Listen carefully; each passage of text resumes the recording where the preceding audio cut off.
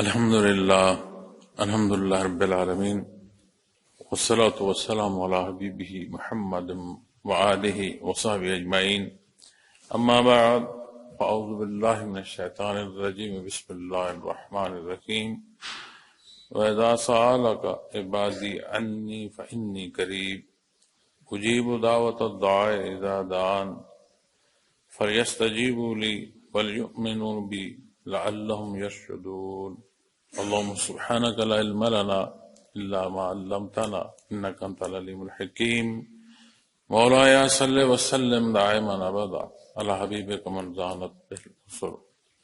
معزز سامعین کرام، السلام علیکم ورحمۃ اللہ وبرکاتہ.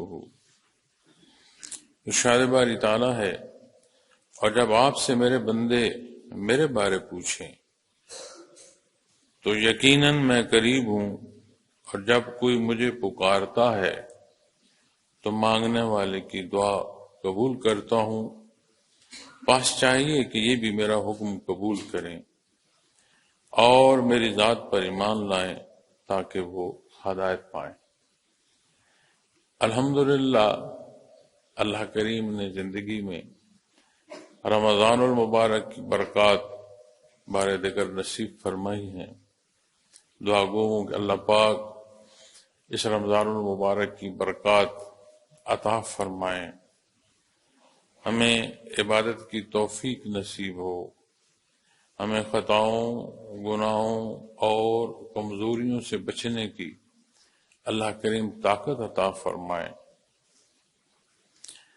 یہ آیا کریمہ اور اس کے شان نزول میں مختلف پہلو ہیں. روایات میں یہ بھی ملتا ہے کہ ایک دیہاتی نبی کریم صلی اللہ علیہ وسلم کی خدمت میں حاضر ہوئے. عرض کی کہ یا رسول اللہ صلی اللہ علیہ وسلم، اللہ کریم کتنے دور ہیں، کہاں ہیں، کیسے پکارا جائے؟ تو اس عرض جو آپ کے حضور کی گئی اسے بھی شان نزول بیان فرمایا جاتا ہے. مختلف معترض جو سوال کرتے ہیں ان کے حوالے سے بھی شان نزول بیان کی جاتی ہے. اور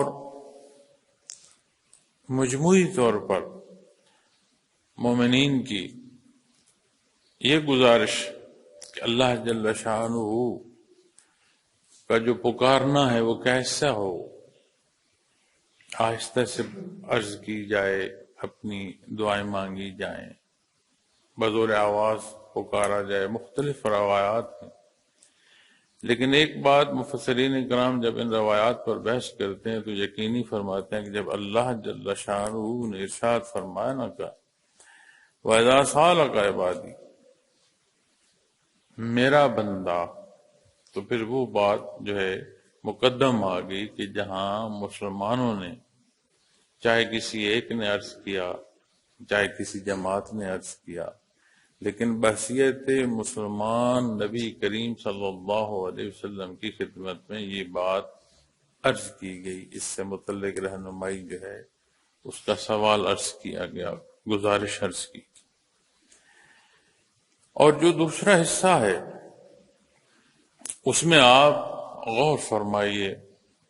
قرآن کریم میں متعدد آیات اور متعدد حصے ایسے ہیں جو بندے مومن اور اللہ رب العالمین کے تعلق، خصوصاً اس تعلق اور اس نسبت پر قرآن کریم میں ارشاد فرمائے گئے، جیسے کہ والذین آمنوا اشد حبا للہ.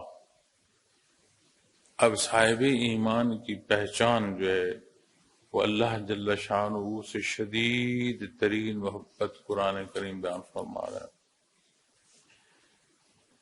قرآن کریم میں دوسری جگہ ارشاد فرمایا گیا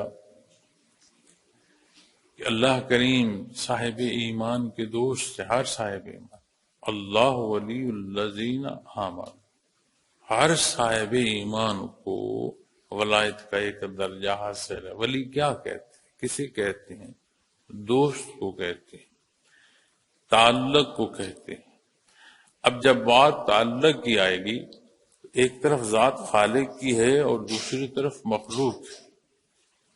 جیسے بالعموم یا مثلا ہم دوستی کی بات کرتے ہیں تو جو ہم عمر دوستوں کی دوستی ہوتی ہے اس کا ایک اپنا انداز ہے، لیکن بعض دفعہ ہم یہ فکرے بھی سنتے ہیں کہ والد اور بیٹے میں دوستی ہے۔ ہم نے بالعموم اپنے معاشرے میں یہ فکرے سنے ہیں کہ کوئی شخص یہ کہتا ہے کہ میں تو اپنی اولاد کے ساتھ دوستوں کی طرح تعلق رکھتا ہوں، لیکن معزز سامعین کرام، جو ہم عمر دوستی ہے، جہاں اس کے تقاضے اور ہیں وہاں اس کا انداز بھی ایک اور ہے، لیکن اسی پہلو یا اسی لفظ کو یا اس انداز کا اطلاق جب والد اور بیٹے میں مابین رشتے و جو ان دونوں کا ہے اس میں اطلاق کیا جائے گا تو اسے آپ دوستی کہہ سکتے ہیں، لیکن اس کے اصول و ضوابط پھر اور ہو۔ ہم عمر دوستوں کی طرح دوستی نہیں ہوتی، اس رشتے میں پھر ایک خاص احترام جو ہے وہ داخل ہے۔ اسی طرح جب ولایت کی بات آئے گی تو ولایت کے درجات پر بحث ہو سکتی ہے، عطا پر تحقیقی حصے آ سکتے ہیں، قرآن و سنت سے سمجھنے کی کوشش جو ہے رہی ہے، رہے گی۔ اصول و ضوابط قرآن و سنت ہے، حدود و قیود اللہ اور اس کے حبیب صلی اللہ علیہ وسلم کی رہنمائی ہے۔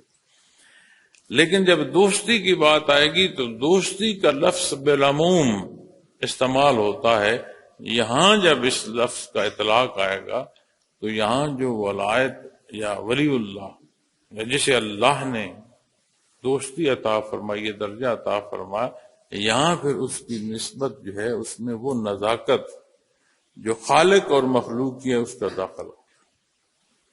پھر اسی طرح قرآن کریم میں دوسری جگہ ارشاد فرمایا گیا وَنَحْنُ أَقْرَبُ إِلَيْهِ مِنْ حَبْلِ الْوَرِيدِ۔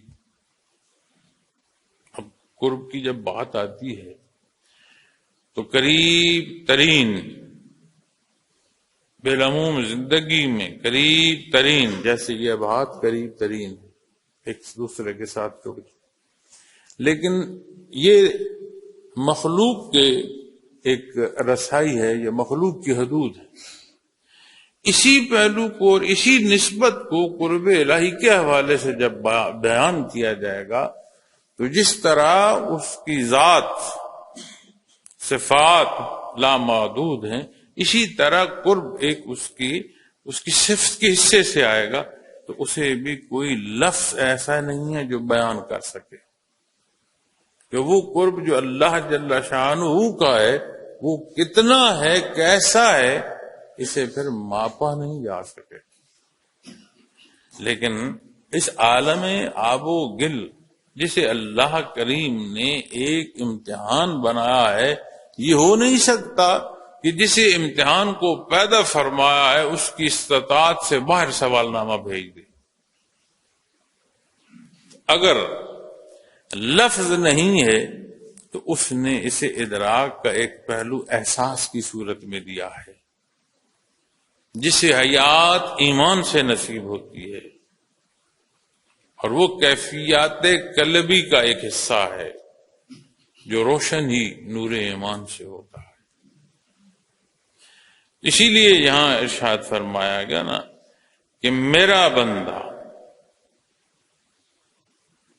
اب جب میرے بندے کی بات آئے گی تو یقینی بات کہ پہلو ایمان کا ارشاد فرمایا جا رہا ہے، وگرنہ تو زمین و آسمان کا مالک اور قادر مطلق ہے اللہ کریم کی ذات۔ متعدد جگہ قرآن کریم میں فرمایا گیا ہے کہ بادشاہی اس کی ہے، مالک ہے ارض و سما کا، یدرکہ الابصار، اس کی دسترس آپ الفاظ میں بیان ہی نہیں کر سکتے، اس لیے یہ اللہ جل شانہ کی ذات اور اس کا قرب بیان ہو رہا ہے۔ معزز سامعین کرام، یہ ماہ مبارک رمضان، اس میں اس احساس کی اس قرب کی کہ اللہ قریب ہے، مثال عرض کرتا ہوں۔ جیسے میں نے عرض کیا کہ امتحان گاہ میں جسے امتحان کو بٹھایا گیا ہے اس کے لیے سوال اس کی مطابقت کے ساتھ ہوتا ہے جو اسے کورس دیا گیا ہو، اور کورس وہ ہوتا ہے جو اس کی سمجھ کے مطابق ہو، استطاعت کے مطابق ہو۔ تو میں نے عرض کیا کہ اگر لفظ نہیں نہ کوئی اس قرب کو بیان کر سکتا تو اس امتحان میں بیٹھنے والے کو اس نے احساس سے نوازا ہے۔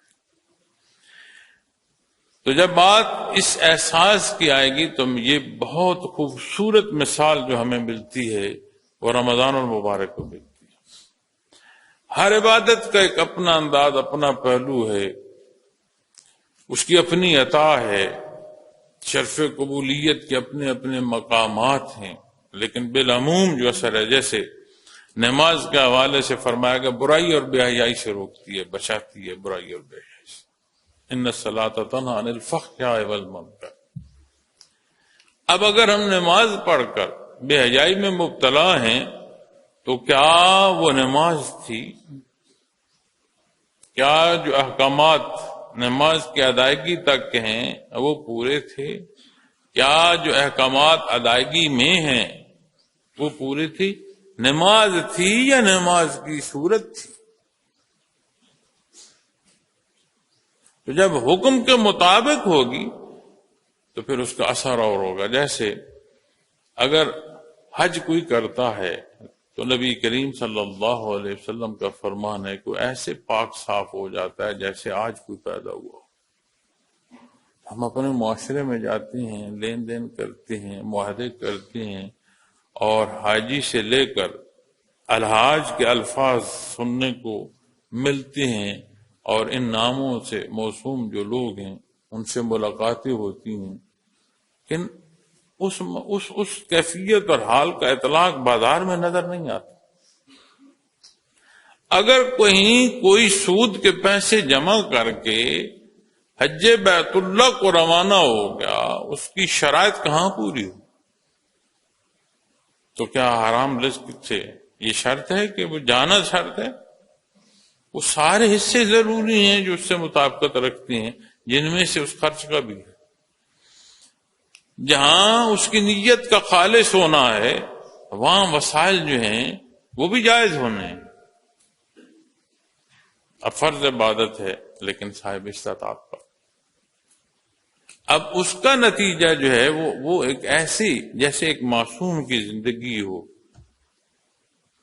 جیسے ایک کلی سے گل کھلا ہو، نوزائیدہ کی پیدائش ہو۔ تو کیا ہم دیکھتے ہیں نام کے ساتھ حاجی لکھا ہے، اور کیا کردار بھی حاجی کا ہے ہمارا؟ اسی طرح جب بات رمضان المبارک کی آئے گی تو بے شمار برکات ہیں رمضان المبارک۔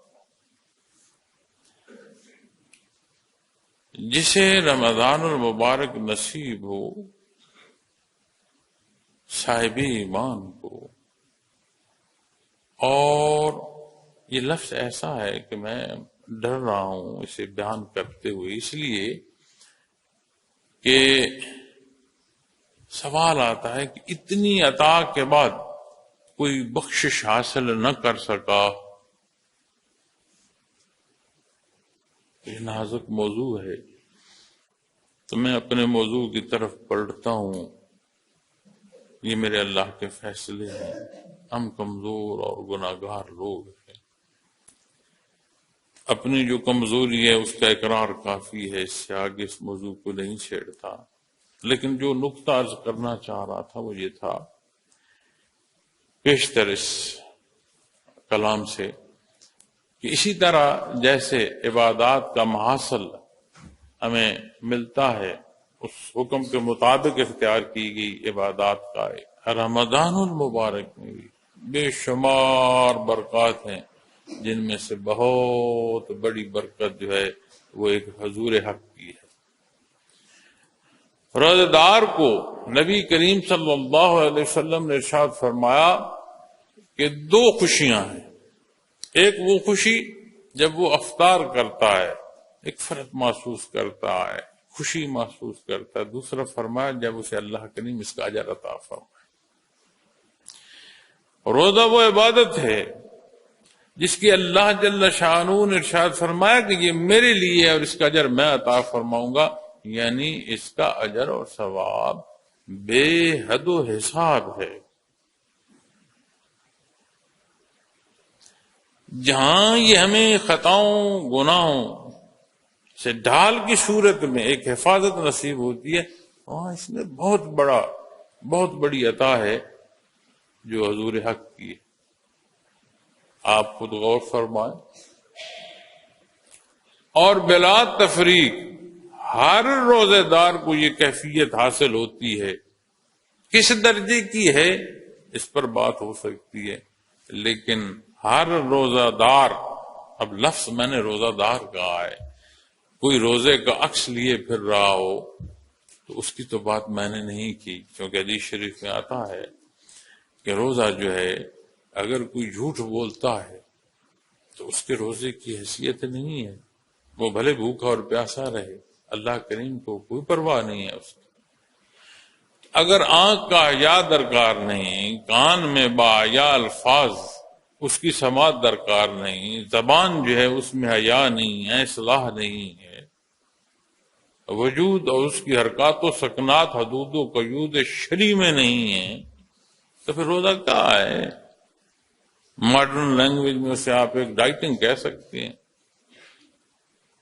لیکن روزہ دار اس نیت سے جو کھانا پینا روکتا ہے، جو سحری سے لے کر افطار تک اللہ کریم کا اس حکم کہ جو اس نے حلال بھی فرمایا ہے اس خاص وقت میں منع فرمایا ہے تو وہ رک جاتا ہے، اسے جو کیفیت نصیب ہوتی ہے وہ ایسی ہے کہ وہ روزہ دار کہیں اکیلا ہو، گرمی ہو، پیاس ہو، وضو کے لیے پانی کلی کے لیے منہ میں بھی لے آئے، وہ گلے میں تراوٹ نہیں جانے دیتا۔ کیوں؟ ایمان اس درجے کا اس کا ہوتا ہے، اور یہ کیفیت اور حال ہوتی ہے کہ کوئی دیکھ رہا ہے یا نہیں، میں اپنے اللہ کے روبرو، اس کی کوئی حص اللہ جل شانہ کی ذات کا احاطہ نہیں کر سکتی۔ لیکن یہ امتحان گاہ میں ہے، جسے اللہ کریم نے نوری ایمان سے وہ کیفیت عطا فرمائی اس ورا الورا ذات کا، اس درجے کا احساس کرتا ہے کہ پانی کا گھونٹ نہیں پیتا۔ بے شک غور کر لیں تو یہ جو متوجہ اللہ ہونا ہے بہت بڑی عطا ہے، کیونکہ اس کا اثر ظاہر اور باطن دونوں پہلوؤں سے مزید بہتری، مزید نیکی، مزید ورع اور تقوی کا سبب بنتا چلا جاتا ہے۔ تو فرمایا وَإِذَا سَأَلَكَ عِبَادِي عَنِّي فَإِنِّي قَرِيبٌ، اور جب آپ سے میرے بندے میرے بارے پوچھیں فَإِنِّي قَرِيبٌ، تو سو یقیناً میں قریب ہوں۔ اب قرآن کریم میں اس رشتہ، یہ جو بندے اور مالک کا رشتہ ہے، اس میں بڑی بڑی خوبصورت پہلو بیان فرمائے گے۔ اور اللہ جل شانہ کو اپنی مخلوق اتنی پیاری ہے کہ حدیث شریف میں آتا ہے کہ 70 ماؤں سے زیادہ اللہ اپنی مخلوق کو پیار کرتا ہے۔ مائیت ذاتی جو ہے وہ ہر شے کو حاصل ہے، کوئی شے اس سے بعید نہیں ہے، لیکن جب آپ ایمانی پہلوؤں سے اس مخصوص رشتے میں دیکھیں گے، ان اللہ معانا، جو نبی کریم صلی اللہ علیہ وسلم کا فرمان ہے، جسے رب کائنات نے کلام ذاتی میں ارشاد فرمایا ہے، جس کی تلاوت روز محشر تک بندے مومن کو اس نے نصیب فرمائی ہے۔ کیا خوبصورت پہلو. اب جب ان عطاؤں کو دیکھو گے تو پھر قرآن کریم سے قرب الہی کے مزید پہلو جانچو گے تو وصف سامنے آئے گا، صفت سامنے آئے گی. یہ واحد جگہ ہے جہاں ذات ہے، دونوں طرف اللہ کی ذات ہے اور اللہ کے محبوب اور آپ کے خادم رضی اللہ تعالیٰ عنہ کی ہستی ہے. یہ واحد جگہ مثال ملتی ہے. یہاں جب بات میں نے قرب الہی کی ہے، حضور حق کی ہے، تو وہ وصف یعنی روزہ دار ہونا ہوگا، صاحب ایمان اور روزے سے وہ اصول پورے ہوں گے. پھر عطا ہے اللہ کی متوجہ ہونے کی، اس طرف متوجہ ہونا. گزشتہ چند بیانوں میں نماز کے حوالے سے ایک بیان میں نے سامعین کی خدمت میں پیش کیا، جس میں نماز کی ادائیگی کے ساتھ پھر نماز میں متوجہ ہونا کا بیان فرمایا گیا. اب نماز میں متوجہ ہونے کو جب آپ تحقیق کریں گے تو حدیث شریف میں آتا ہے، آپ صلی اللہ علیہ وسلم نے فرمایا کہ جب تک نمازی اپنی نماز میں متوجہ ہوتے ہیں اسے اللہ جل شانہ کی طرف سے توجہ نصیب ہوتی ہے. اور جب وہ اپنا دھیان ہٹا لیتا ہے نماز سے، اس کا دھیان ہٹ جاتا ہے، تو اللہ جل شانہ بھی اپنا دھیان اس کی طرف سے ہٹا لیتے. اب جب آپ روزہ دار کی کیفیت کو دیکھیں گے تو اسے متوجہ اللہ ہونا نصیب ہو رہا ہے، تو پھر دیکھیں نا کہ اللہ جل شانہ کی طرف سے اپنے بندے پر کتنی عطا ہوگی. لیکن میں نے عرض کیا نا کہ وصف درکار ہے، تو اللہ نے بندہ مومن ہونا اتنی بڑی عطا اس نے فرمائی ہے، تو پھر جو روزہ دار کے لیے اس نے ارشاد فرمایا، جسے اس نے تمام گزشتہ جو اقوام ہیں ان پر فرض فرمایا، یہ فریضہ اس نے ہمیں بھی حکم عطا فرمایا، اس کی ادائیگی میں اس نزاکت کا خیال نہیں رکھیں گے تو پھر روزہ دار کی صورت کہاں پہنچے گی؟ پھر صورت ہوگی، روزہ دار تو نہ ہو. تو فرمایا فَإِنِّي قریب، سو یقیناً میں قریب ہوں. تو متوجہ ہو کر عبادت کیا کیجیے، متوجہ ہو کر تلاوت کیا کیجیے، متوجہ ہو کر جب آپ تسبیحات کرتے ہیں تو اس میں توجہ رکھا کریں. ہماری آدھی تسبیح اس کے لفظ پورے ہوتے ہیں، آدھی کی ادائیگی جو الفاظ کی صورت میں وہ بھی پوری نہیں ہوتی، اس لیے کہ ہم گرد و پیش کے سارے معاملات جب کر رہے ہوتے ہیں دنیا داری کے، لین دین، گفتگو، گپ شپ، تو ساتھ ہم اپنے ایک ایک دانہ جو تسبیح کا ہے اس پر بھی زور دیے ہوتے ہیں کہ شمار پورا ہو جائے. اسی طرح تلاوت کو بیٹھتے ہیں تو ہماری خواہش ہوتی ہے ہم جتنا جلدی ہو سکے تلاوت جو ہے وہ اپنا حصہ جو مقرر کے اسے پورا کر لیں. حالانکہ نبی کریم صلی اللہ علیہ وسلم کو اللہ جل شانہ نے فرمایا میرے محبوب ٹھہر ٹھہر کر تلاوت فرمائیں. فرما اللہ رہا، فرمان نبی کریم صلی اللہ علیہ وسلم کو نصیب ہو رہا، تو کیا امت کو یہاں سے درس نہیں مل رہا؟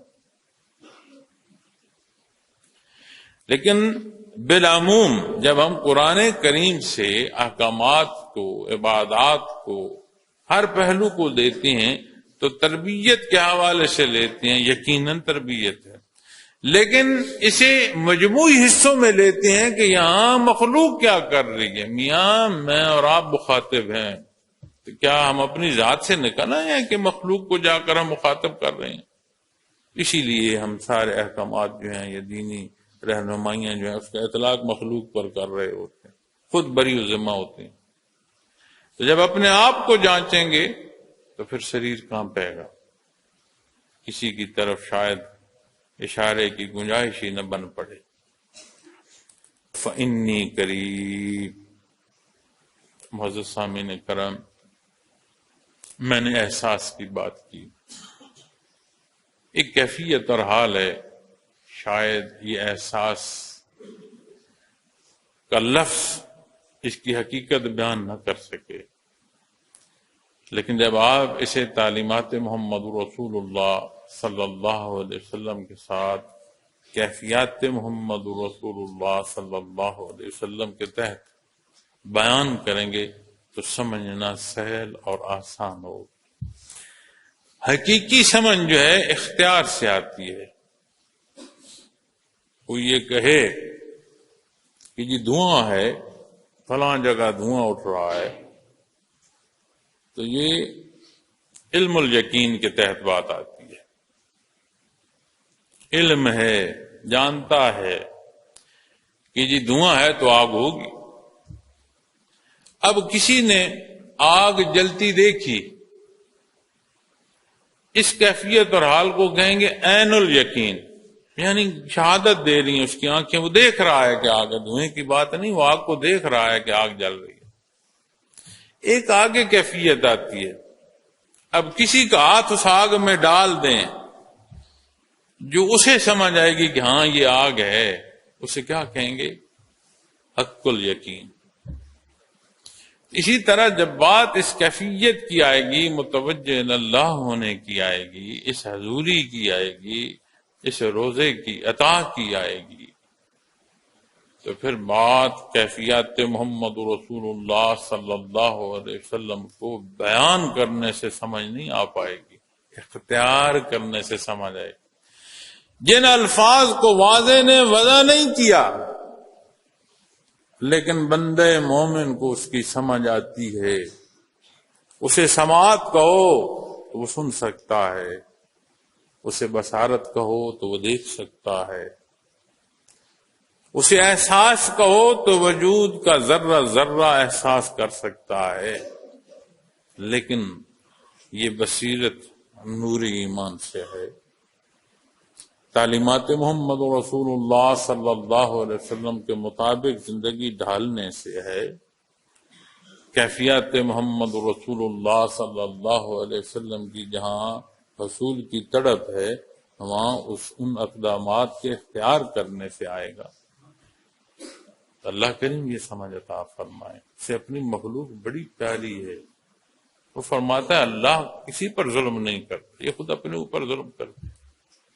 اللہ کو نہیں پسند کہ کسی کو سزا دے، اسے مقصود نہیں ہے کہ ضرور سب کو آگ میں جھونکنا ہے۔ یہ آیات ہیں قرآن کریم کی جو میں عرض کر، تو یہ احساس فإنی قریب، میرے سامنے اسٹوڈنٹس بھی بیٹھے ہیں، آپ کا ٹیچر آپ کے سامنے ہو، پھر احساس کیا ہوتا؟ آپ کا انچارج جو اکیڈمی کا وہ سامنے ہو تو پھر احساس کیا؟ تو اگر کسی شخص کا، کسی بندے کا رتبے کے فرق سے، حیثیت کے اور اختیار کے فرق سے روبرو ہونا ہمیں حدود و قیود میں لے آتا ہے، تو معزز سامعین کرام، بندے مومن کو ایمان کا یہ درجہ کہ میں اپنے اللہ کے روبرو ہوں، اس کے صرف ظاہر نہیں، اس کے باطن کو بدل دے گا۔ اور ظاہری تبدیلی عارضی ہوتی ہے، دوامی کیفیت جو ہے وہ ظاہری کی نسبت باطنی کیفیت میں ہے۔ بندہ اندر سے بدلے تو یہ تبدیلی دیر پا ہے، وگرنہ تبدیلی ایسی ہی ہے جیسے ہم اپنے حالات میں تبدیلیاں دیکھ رہے ہیں۔ اللہ جل شانہ قریب ہے۔ اجیب دعوت الداعی اذا دعان، فرمایا جب کوئی مجھے پکارتا ہے، اجیب دعوت الداعی، جب کوئی مجھے پکارتا ہے، اذا دعان، سنتا ہے، اس کی دعا قبول فرماتا ہے۔ ہمارا سننا ایسا ہے، میں اپنے ساتھ جو احباب کام کرتے ہیں ان سے عرض کر رہا تھا کہ کیسی بات سنتے ہو جو کہی جاتی ہے اس کا جواب نہیں دیتے، جو پوچھی جاتی ہے اس کے عین خلاف بات تم کر رہے ہو، تو کیا سن رہے ہو؟ کم از کم سوال تو سنو جو جواب دے رہے ہو، کہ کیا تمہارا جواب سوال کی مطابقت بھی رکھتا ہے کہ نہیں؟ کیا کچھ رہا ہوں، جواب کچھ دے رہا ہوں۔ ادب کا رشتہ بھی ہے حیثیت کا فرق بھی ہے، ہر پہلو سے ایک لحاظ ہے، اس کے باوجود ہم انسان اپنی دوسرے انسان کی بات سنتے ہوئے، روبرو سنتے ہوئے کتنی دفعہ قاصر ہوتے ہیں، وہ کیا کچھ رہا ہوتا ہے، ہم سن کچھ رہے ہوتے ہیں، یا اگر سن بھی وہی رہے ہیں تو سمجھ کچھ رہے ہوتے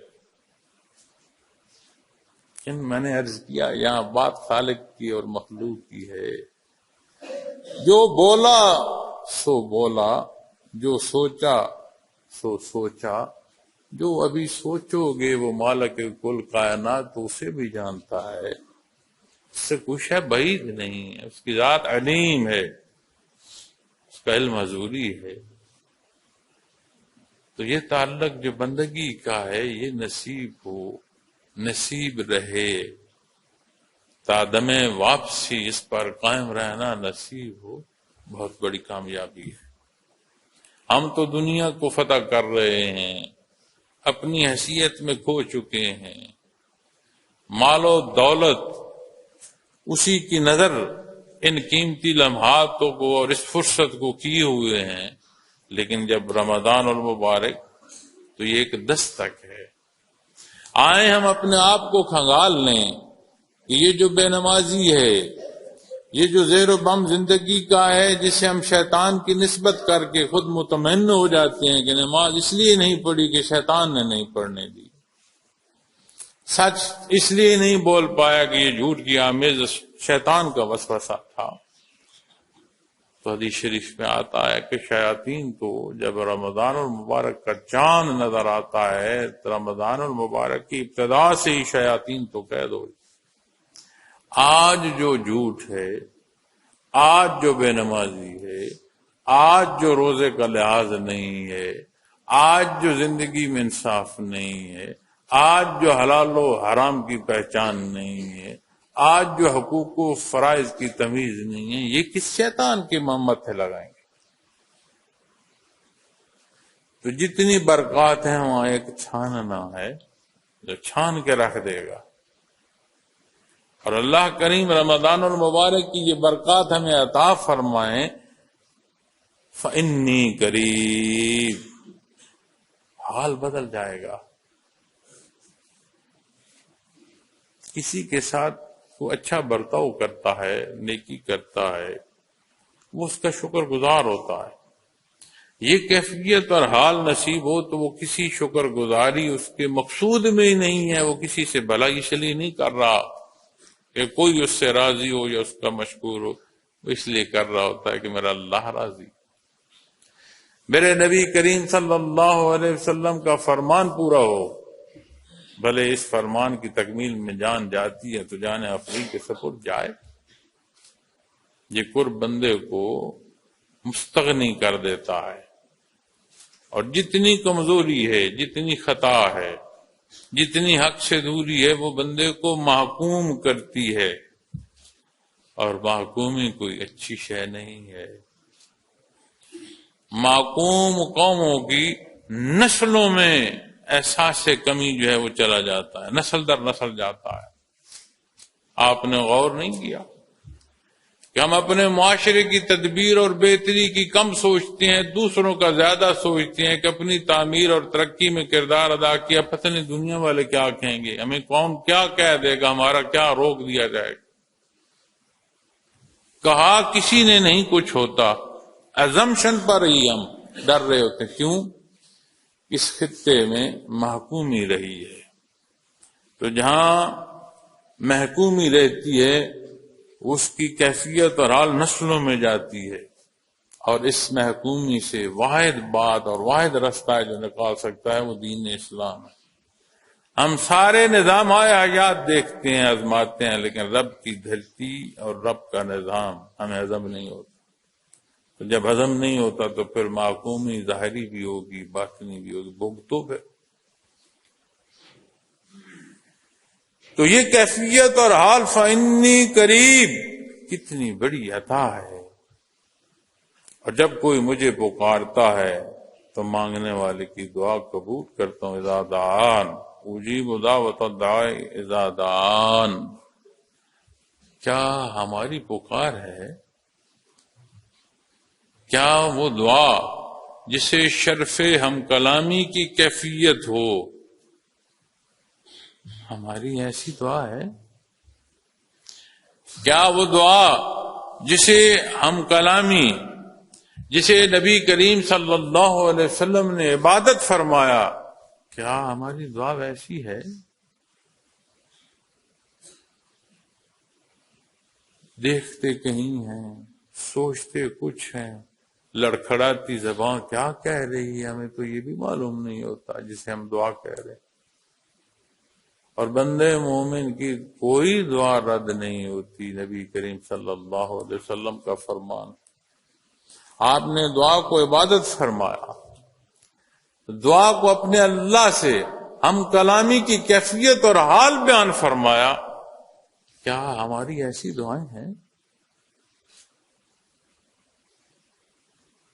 یہ جو جلدی مچی ہوتی ہے، حدیث شریف میں جلدی مچانے کا لفظ بیان فرما کے منع فرمایا گیا۔ یہ جو ہم کہتے ہیں نا میں نے اتنی دعا کی کیوں نہیں بات مانی گئی، تو اس کیفیت کو بیان کر کے آپ نے منع فرمایا کہ اس طرح دعا قبول نہیں ہوتی۔ اس لیے کہ جب ہم مشروط بات کرتے ہیں تو پھر دعا تو ایک از قسم درخواست ہوتی ہے، استدعا ہوتی ہے، حکم تو نہیں ہوتا۔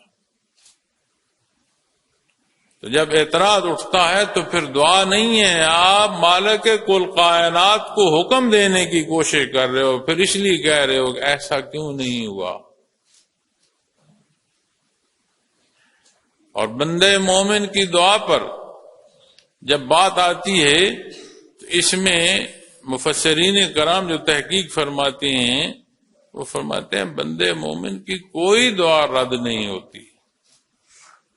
اور حدیث شریف کی روشنی میں ہے کہ وقت، شے، یہ فرق ہو سکتی ہے، اس کی بھی نسبت مانگنے والے کی بھلائی میں کی طرف ہے۔ جیسے بچہ چھری مانگے لیکن چمکتی چھری اسے نہیں معلوم کہ ہاتھ کاٹ دے گی، جیسے بچہ روشن انگارہ مانگے لیکن وہ اس کی روشنی سے مرغوب ہو رہا ہے، اسے احساس نہیں یہ روشنی اس کا ہاتھ جلا دے گی، ماں نہیں دے گی، کوئی اور چاہے اسے پکڑائے گی۔ کیوں؟ وہ چاہتی ہے کہ وہ اس کی خواہش کی بھی تکمیل ہو لیکن اسے نقصان نہ ہو۔ اسی طرح بندے مومن جب دعا کر رہا ہے اللہ کے حضور تو نہیں جانتا جو مانگ رہا ہے اس میں بھلائی ہے یا نقصان ہے۔ وہ ایسا غفور الرحیم ہے کہ اسے ہر پہلو سے بھلائی عطا فرماتا ہے، وہی شے عطا فرمانی ہے اس میں بھلائی ہے تو عطا فرماتا ہے، اس میں وقت کا فرق ہے تو وقت بعد کا نصیب فرماتا ہے، اگر شے ہی میں بھلائی نہیں ہے تو اس کے بدلے میں اس سے بہتر عطا فرماتا ہے۔ اور حدیث شریف میں آتا ہے کہ جس کی دعا دنیا میں نہ پوری ہو، روز محشر ایک صورت، ایک کیفیت اور ایک حال آپ صلی اللہ علیہ وسلم نے بیان فرمایا کہ جب بندے کا حساب کتاب ہو جائے گا، اس کی ساری نیکیاں اور بدی تل جائیں گی تو فرمایا جائے گا ٹھہر جاؤ، اس کا کچھ حصہ میرے پاس بھی ہے۔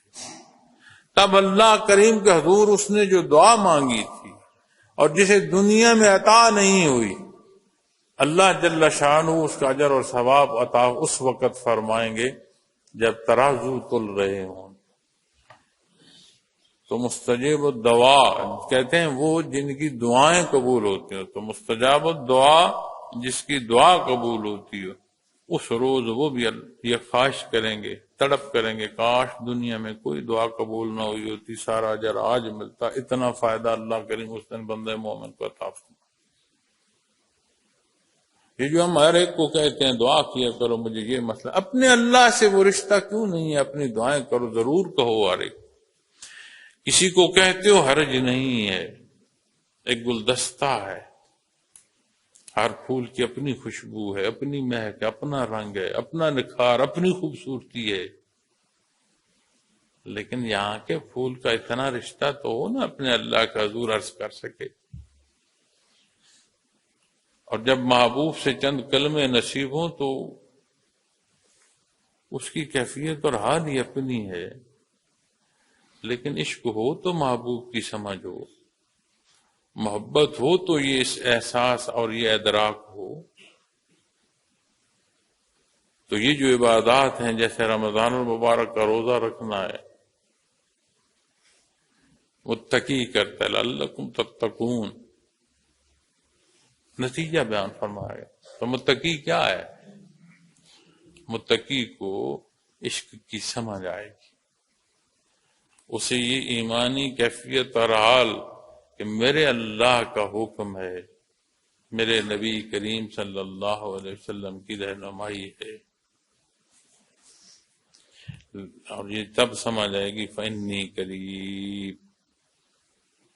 معزز سامعین کرام، زندگی رہی اس آیہ کریمہ کا اگلا حصہ جو ہے اگلے بیان میں عرض کروں گا، کیونکہ جس انداز سے یہ جو پہلو عرض کرتا آ رہا ہوں، میں نہیں چاہتا کہ اس آیہ کریمہ کا دوسرا حصہ جو ہے اسے صرف تمام کرنے کو، اس سے متعلق گزارشات میں جلدی سے بیان کر دوں۔